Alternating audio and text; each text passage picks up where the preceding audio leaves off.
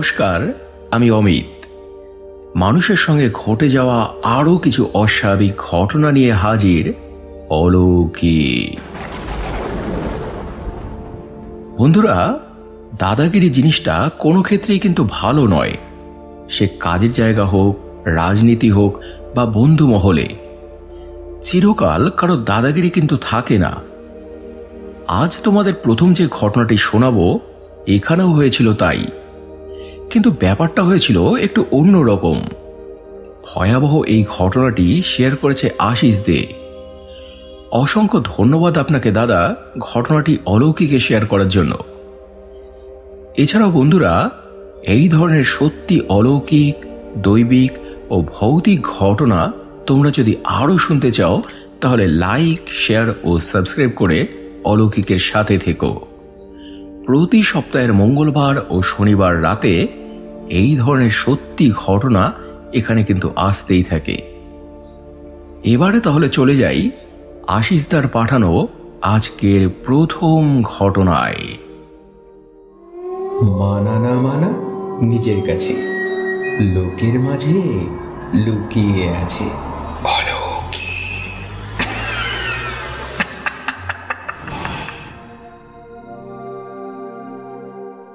ভাই অমিত, আমি আশিস দে, আগরপাড়া থেকে বলছি। অনেকদিন ধরেই আমি অলৌকিক শুনি। আমি এসব বিশ্বাসও করি, কারণ আমার সঙ্গে বেশ কয়েকবার এমন কিছু ঘটনা ঘটেছে যাকে কোনোভাবেই বিচার করা যায় না। তেমনই একটা ঘটনা এখন তোমাকে বলবো। আমার বয়স তখন ওই 13-14 বছর মতো, অনেকটাই ছোট তখন আমি। আমরা পাড়ার ছেলেরা প্রতিদিন বিকেল বেলায় একই সঙ্গে খেলাধুলো করতাম, প্রায় 8-10টা ছেলে। সবারই বয়স ওই 10-11 বছরের মধ্যে। ওদের মধ্যে আমি ছিলাম একটু বড়, কাজেই খুব দাদাগিরি দেখাতাম। আমি যেটা বলতাম সেটাই সবাইকে শুনতে হতো, না হলেই মার। তো এমনই একদিনের ঘটনা, একজনের বাড়ির পেয়ারা গাছ থেকে আমরা পেয়ারা চুরি করেছিলাম, তাও প্রায় 20-25টা মতো। তারপর মাঠের মধ্যে ভাগাভাগি করতে বসলাম। যতজন ছিলাম যদি সমান ভাগ করা হতো এক একজন, তাহলে 3টে করে পেয়ারা পেত। কিন্তু আমি যেহেতু বড় দলের হেড, তাই দাদাগিরি দেখিয়ে সবাইকে 2টো করে দিলাম, বাকি সবটাই আমার। এই নিয়েই শুরু হলো ক্যাচাল। ভোলা আর সন্তোষ বলে 2টো বাচ্চা ছিল, ওরা কিছুতেই মানবে না। ওদের কথা, আমরা পেয়ারা পারলাম আর আমরাই কম নেব, যাদের গাছ তাদেরকে গিয়ে সব বলে দেব কে পেয়ারা চুরি করেছে। আমি তো ধমক দিলাম, 2টো চড়থাপ্পড় দিলাম ওদের। তখন ওরা কাঁদতে কাঁদতে আমাকে একটা চ্যালেঞ্জ করে বসলো। বলল, যত দাদাগিরি এখানে, সাহস থাকে তো বটতলায় যাও না, ওখানে গিয়ে মস্তানি দেখাও দেখি। বটতলা অনেকেই জায়গাটাকে চেনে, তবে এখন যেমন দেখে আগে কিন্তু তেমন ছিল না। এখন তো জায়গাটা অনেকটা উন্নত হয়েছে, কিন্তু আমি যে সময়ের কথা বলছি তখন ছিল একটু অন্যরকম। আর সেখানে একবার একটা ঘটনা ঘটেছিল। ওই বটগাছে একবার একজন গলায় দড়ি দিয়ে মরেছিল।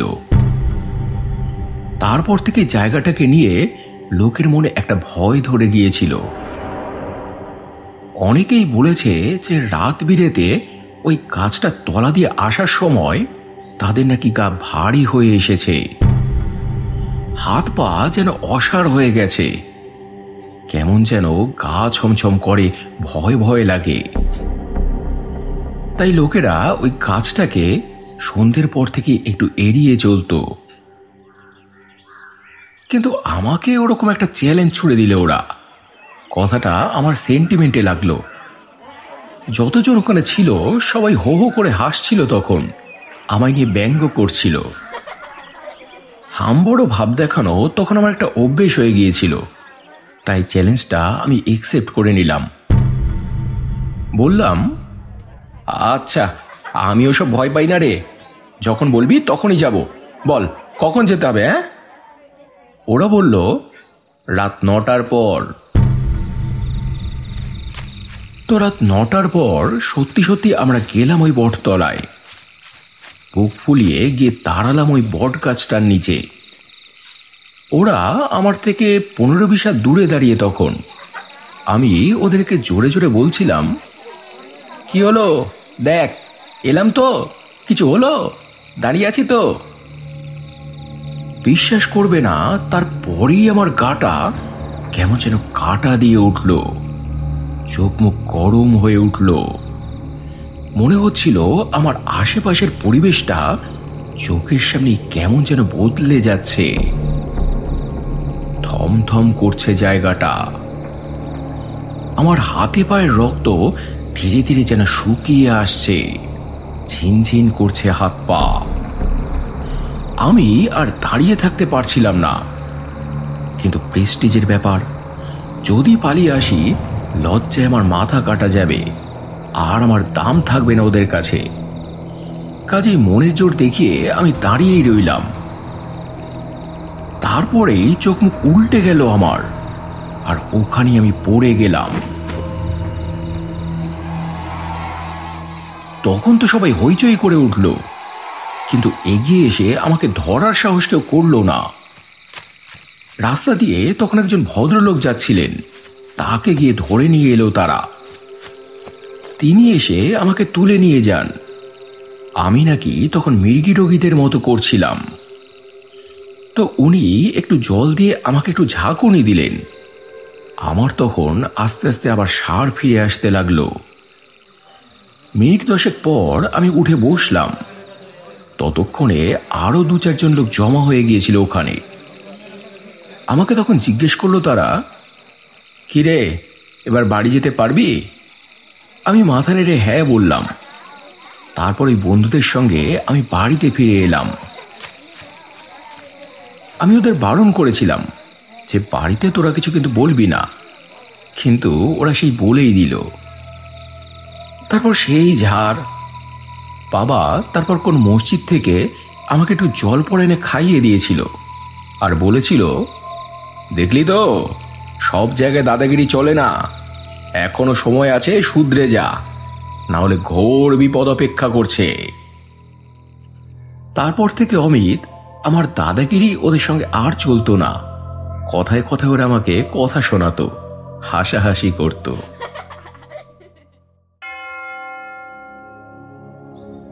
তো এই ছিল বন্ধুরা আজকের প্রথম ঘটনা। এই জন্যই বলে, দাদাগিরি চিরকাল থাকে না, সাধারণ মানুষ হয়ে থাকো। তো এবারে চলে যাব আজকের দ্বিতীয় ঘটনায়। এটা শেয়ার করেছে অভিজিৎ। অসংখ্য ধন্যবাদ তোমাকেও ঘটনাটি শেয়ার করার জন্য। আর বন্ধুরা, তোমরাও যদি এখানে তোমাদের জানা ঘটনা বা অভিজ্ঞতা শেয়ার করতে চাও, তাহলে ডেসক্রিপশনে দেওয়া বা থাম্বনেলে দেওয়া এই নাম্বারে আমাকে হোয়াটসঅ্যাপ করতে পারো। লিখেই যে পাঠাতে হবে বা সাজিয়ে গুছিয়ে যে বলতে হবে এমন কোনো কথা নেই। সাজিয়ে গুছিয়ে নেবার দায়িত্ব আমার, মানুষের ভালো লাগার মতো করে পরিবেশন করার দায়িত্ব আমার। তাই নির্ভয়ে এবং নির্দ্বিধায় তোমরা ঘটনা পাঠাতে পারো। আর এবারে শুনে নাও অভিজিতের পাঠানো আজকের দ্বিতীয় ঘটনা।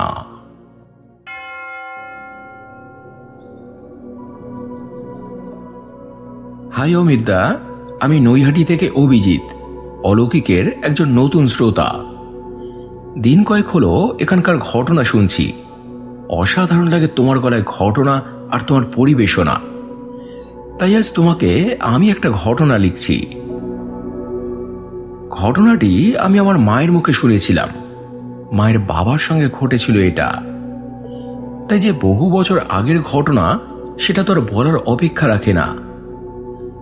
তো হয়েছিল কি, এই রকমই তখন বর্ষাকাল, ঘন ঘন বৃষ্টি হচ্ছে। তারই মধ্যে দাদু দোকান থেকে তখন মিষ্টি নিয়ে ফিরছিলেন। দাদুর বয়স তখন কত, ওই 17-18 বছরের মতো। তো উনি যখন ফিরছিলেন তখন সন্ধে নেমে গেছে, চারদিক অন্ধকার। তখনও রাস্তায় ল্যাম্পপোস্ট বসেনি, তাই সন্ধ্যের পর শেয়াল কুকুরের ভয় ছিল। তারই মধ্যে রাস্তার ধারে ধারে ঝোপ জঙ্গল। তো হঠাৎই এক জায়গায় আসতেই দাদু শুনতে পেলেন ফরফর করে কেমন যেন একটা শব্দ হচ্ছে, আর রাস্তার পাশের একটা ঝোপ খুব নড়ছে। ঝমঝমিয়ে বৃষ্টি হলেও হাওয়া কিন্তু চলছিল না। তাও যে কেন ঝোপটা নড়ছিল তা তো বুঝতে পারল না। ভেবেছিলেন যে শেয়াল টেয়াল হবে কিছু, ভেবে উনি ঝোপটার দিকে একটু এগিয়ে গেলেন। তারপর একবার উকি দিলেন। তারপর যা দেখলেন তাতে তিনি অবাক হয়ে গেলেন। একটা ধবধবে সাদা পায়রা ডানা ঝাপটাচ্ছে, কিন্তু উঠতে পারছে না। উনি তো অবাক হয়ে গেছিলেন এই ভেবে যে সামান্য একটা পায়রার ডানার কত জোর হতে পারে যে এইভাবে ঝোপটা নড়ছিল। আর তাছাড়া ওই জায়গাটা থেকে খুব সুন্দর একটা গন্ধ ছাড়ছিল, জুঁই ফুলের মতো একটা মিষ্টি গন্ধ, যেটা ওই জায়গায় কোনোভাবেই পাওয়ার কথা নয়। তো এরপর উনি পায়রাটাকে ধরে বাড়িতে নিয়ে এলেন। বাড়িতে সেদিন দাদুর জেঠুরা এসেছিলেন। জায়গা জমি সম্পত্তি নিয়ে ভাই ভাইয়ে কিছু একটা ঝামেলা চলছিল, সেই সবই কথাবার্তা হচ্ছিল। তো বারান্দায় দাঁড়িয়ে দাদু একটু শুনলেন। দাদুর জেঠু দাদুর বাবাকে বলছিলেন, দেখ ভাই, আমরা চাই না যে তুই এই সম্পত্তি থেকে বঞ্চিত হোস, তাই বলছি যেটুকু যা পাচ্ছিস নিয়ে নে, কেস খামারি করলে এটুকু আর পাবি না। এসব শুনতে শুনতেই দাদু সরে এলো। বড়দের ঝামেলার মধ্যে ছোটদের থাকতে নেই। তো বাড়িতে পুরনো একটা পাখির খাঁচা ছিল। পায়রাটার গা মুছিয়ে দাদু ওই খাঁচাটার মধ্যে ওকে রেখে দিল। একটা বাটিতে একটু জল আর একটু খুদকুড়ো দিল, দিয়ে দাদু স্নান করে ফ্রেশ হতে গেল। ততক্ষণে বৃষ্টিও থেমে গেছে, জেঠুরাও সবাই চলে গিয়েছেন। তো খানিকক্ষণ পর দাদু বাড়িতে ঢুকলেন। রাতে খাওয়া দাওয়া করে ঘুমোতে গেলেন। কিন্তু সেই দিন রাতেই দাদু একটা অদ্ভুত স্বপ্ন দেখলেন। ওই খাঁচাটার মধ্যে যে পায়রাটাকে রেখেছিলেন তার পরিবর্তে সেখানে একটি সুন্দরী পরী, ধবধবে সাদা একটা রেশমি পোশাক পরনে, অতীব সুশ্রী, পিঠে দুটো বড় বড় ডানা। সে দাদুকে বলছে, আমাকে মুক্ত করে দে, আমি পায়রা নই, আমি পড়ি, আমায় বন্দি করিস না, মুক্ত করে দে আমায়। তো পরদিন সকাল হলো, দাদু ঘুম থেকে উঠলেন। উঠে ওই খাঁচার কাছে গিয়ে দেখলেন যে যেমন পায়রা তেমনই আছে, পরী কোথায়। ফলে দাদু এটাকে নিছকই একটা স্বপ্ন মনে করেছিলেন। কিন্তু সারাটা দিনে কয়েকটা ব্যাপার লক্ষ্য করলেন। বাড়িতে একটা বেড়াল থাকতো ওনাদের। বিড়ালটা খুব ভয় পেত ওই পায়রাটাকে, তার ধারে কাছে পর্যন্ত যেত না সে। এদিকে আবার সেই পায়রাটাও সারাটা দিন কিন্তু কিছু খেত না, ওই খুদকুড়ো জল কিছুই মুখে দিত না। তা সত্ত্বেও সে দিব্যি আছে। তো এরকম ভাবে সারাটা দিন গেল। রাতের বেলায় দাদু আবার সেই স্বপ্ন দেখলেন। পরীটা আবার তাকে বলছে, আমার খুব কষ্ট হচ্ছে, আমাকে মুক্ত করে দে, না হলে তোদের ক্ষতি হয়ে যাবে, আমি সব কিছু শেষ করে দেব, মুক্ত করে দে আমায়, মুক্ত করে দে। তারপর সত্যি সত্যি বাড়িতে কিছু অঘটন ঘটেছিল। দুয়ারের সামনে হোঁচট খেয়ে পড়ে দাদুর পা মচকে গেল। তারপর আবার কিভাবে উনুন থেকে আগুন ছড়িয়ে রান্নাঘরের খানিকটা অংশ পুড়ে গেল। বাড়িতে কটা ছাগল ছিল তখন দাদুদের। পরদিন সকালে উঠে দাদু দেখলেন বিনা কারণে একটা ছাগল মরে পড়ে আছে মাটিতে। এছাড়াও টুকটাক আরো অনেক ঘটনা। বাড়ির লোকেরা তখন বলা বলি করতে থাকে, কি যে হচ্ছে না বাড়িটার মধ্যে, যবে থেকে এই অপয়া পায়রাটাকে এনেছে তবে থেকে এইসব হচ্ছে। তো শেষ পর্যন্ত দাদু খাঁচাটা খুলে পায়রাটাকে উড়িয়ে দিতে বাধ্য হয়েছিলেন। তারপর আবার সব ঠিক হয়ে গিয়েছিল। তারপর বাড়িতে যখন এসব কথা জানিয়েছিলেন দাদু, দাদুর বাবা তখন বলেছিলেন, ও তাহলে এটা পায়রা ছিল না, পরী ছিল ওটা। বৃষ্টিতে ভিজে হয়তো উঠতে পারছিল না, ওখানে পড়ে তাই ছটফট করছিল, ডানা ঝাপটাচ্ছিল। তোর নজর থেকে বাঁচার জন্য হয়তো পায়রা ডুব ধরেছিল। প্রথম দিনই যদি ছেড়ে দিতিস তাহলে এত কিছু ঘটতো না। তবে সেই পরী যে ওনাদের শুধু ক্ষতিই করেছিল তা কিন্তু নয়। পরীর আগমনে ওনাদের বাড়ি শ্রীবৃদ্ধি হয়েছিল। যে সম্পত্তির ভাগ ওনাদের পাওয়ার কথা ছিল না তাও ওনারা পেয়েছিলেন। এছাড়াও আমৃত্যু শিক্ষকতা করে দাদু অনেক সম্মানও অর্জন করেছিলেন।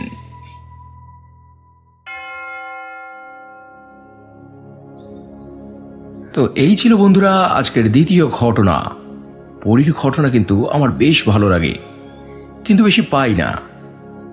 তো কেমন লাগলো তোমাদের আজকের ঘটনাগুলি কমেন্টে জানিও। যদি ভালো লেগে থাকে তাহলে ফেসবুক, ইনস্টাগ্রাম ও পরিচিত মানুষদের সঙ্গে প্লিজ শেয়ার করে নিও।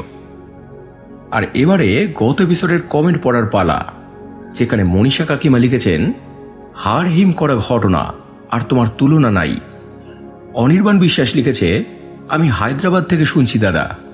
সুদেশা সিংহ রয় লিখেছে, আজকের দুটো ঘটনাই দুর্দান্ত ছিল, স্পেশালি সেকেন্ড ঘটনাটা একদমই নতুনত্ব আর ইউনিক টাইপের। স্পিরিচুয়াল থেকে লিখেছে, দারুণ আর অসম্ভব ভয়ের দুটো ঘটনা, খুব ভালো লাগলো। অমিতা জেঠিমা লিখেছে, আমিও তোমার ঘটনা শুনতে পারিনি, এখন ট্রেনে বসে শুনছি, জানি দারুণ হবে। এমডি মঞ্জু লিখেছে, খুবই ভালো লেগেছে ভাই আমার, গাজীপুরের ছেলে, ঢাকা বাংলাদেশ থেকে। দামিনী পাল লিখেছে, দ্বিতীয় ঘটনাটা সত্যি আলাদা, খুব ভালো লাগলো। বেবি ঘোষ লিখেছে, হ্যালো অমিতদা, আমি তোমার নতুন শ্রোতা, বহরমপুর থেকে বলছি। এছাড়াও কমেন্ট করেছ গীতাদি, জবা চক্রবর্তী, কৃষ্ণ হালদার, মৌসুমী মুখার্জি, অক্ষয় অধিকারী, দেবাশিস খাটুয়া, টিএন তিরুম, চন্দন, সঞ্জয় চক্রবর্তী, শিব মুভিজ, স্বপ্না বাজাল, সুনীল চট্টোপাধ্যায়, বিভাস দাস, সুব্রত সিনহা সহ অসংখ্য অসংখ্য প্রিয় বন্ধুরা, তোমাদের প্রত্যেককেই অসংখ্য অসংখ্য ধন্যবাদ আর বুক ভরা ভালোবাসা জানিয়ে আজকের এপিসোড এখানে শেষ করছি বন্ধুরা। আবার দেখা হবে মঙ্গলবার আরও একটা জমজমাট অলৌকিক এপিসোড নিয়ে। সবাই খুব ভালো থেকো এবং ভালোবাসা নিও। ধন্যবাদ।